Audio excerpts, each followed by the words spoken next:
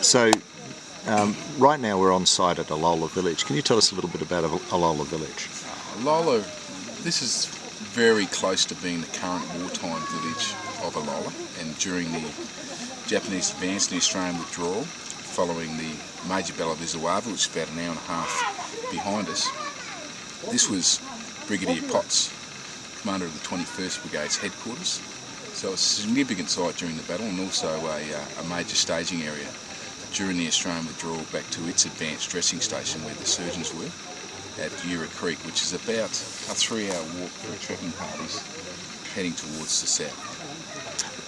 And during the Japanese advance, what activities occurred in and around this village?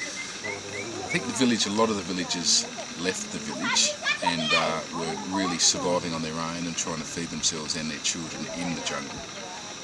This village has maintained what has been what they call a village secret for 65, 66 years now, which is that there was a very big Japanese hospital facility, not with infrastructure or buildings, but with blankets and tarpaulins and resupply stations and all those sorts of things, about 4 hours walk from this village up in the high ground to the rear of it. So the village it's in their territorial hunting grounds, this site. They've avoided the main area of the site because there are a lot of deceased war veterans there during the war, and some are still there. So they have only recently made us aware that this exists, and they privied us to visit the area, and from there it's unfolded that not only was it a Japanese hospital facility, but it was also the single biggest battle the Australians suffered, the single most casualties or killed of any other battle on the Orange Downey Range during the Kokoda campaign. So it's a significant site.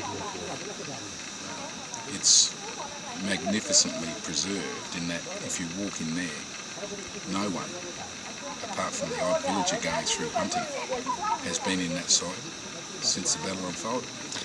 There's a lot written about Kokoda, and there are some terrific histories that have been, and documentaries that have been produced.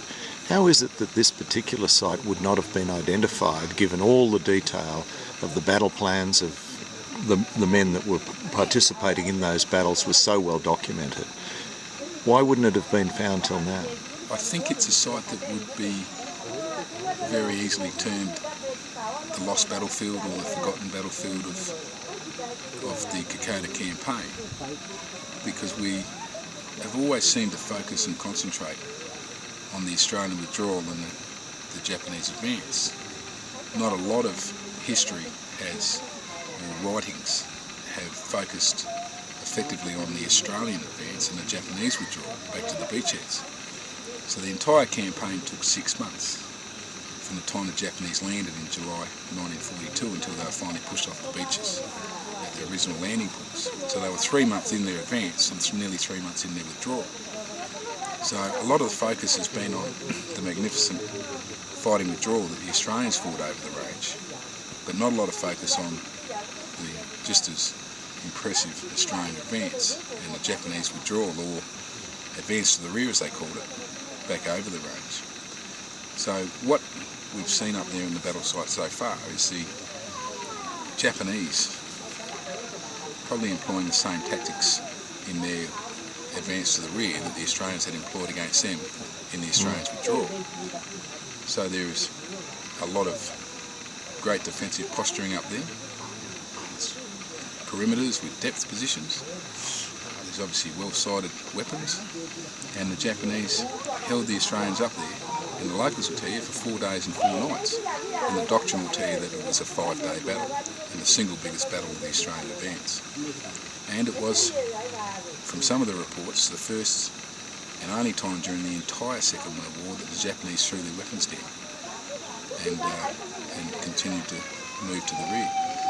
So a significant site for many reasons. One, it was a hospital facility, we understand. Secondly, we believe there's a lot of war dead there, primarily Japanese. Thirdly, it was the single biggest battle that the Australians fought on the Orange Stanley Range, the Kokoda element of the campaign during their advance, where they suffered 79 casualties or killed in action themselves.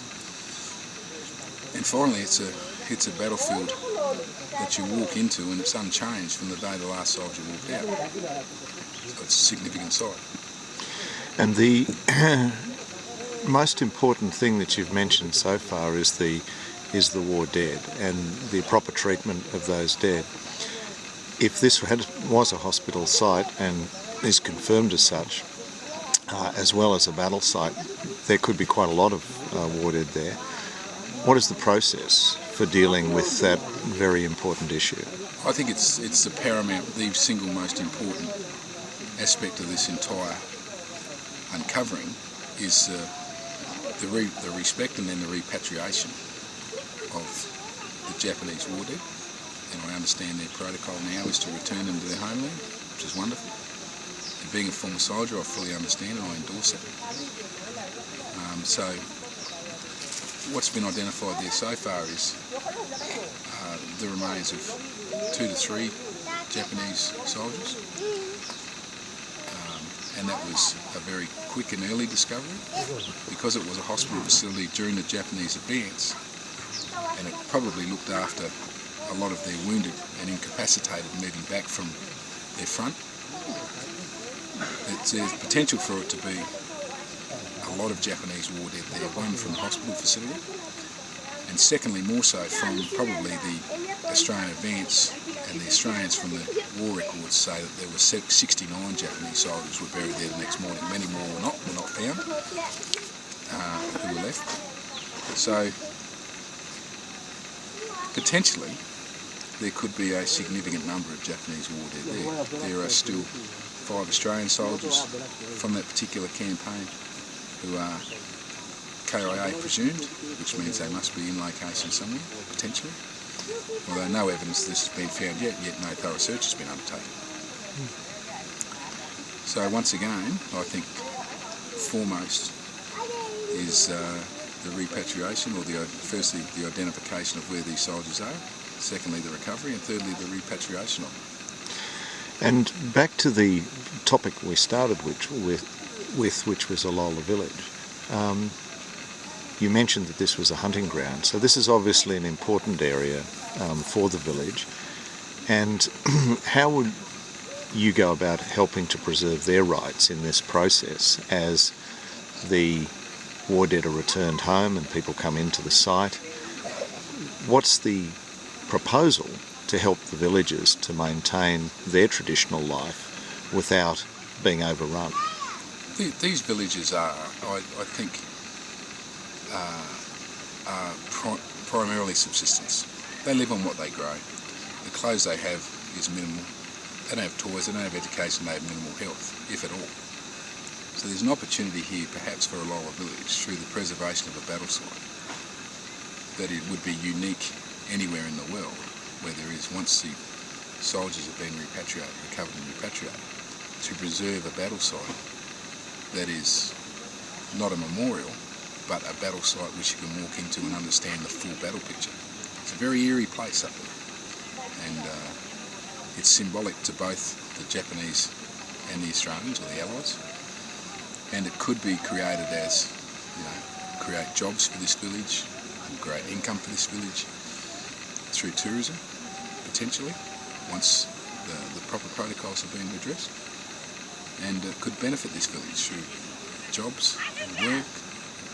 It's a site of interest, but if it becomes just another series of empty pits up there on a hill, then we can see that in other places across Kokoda. So there's a great opportunity here for this village to benefit if it's done well.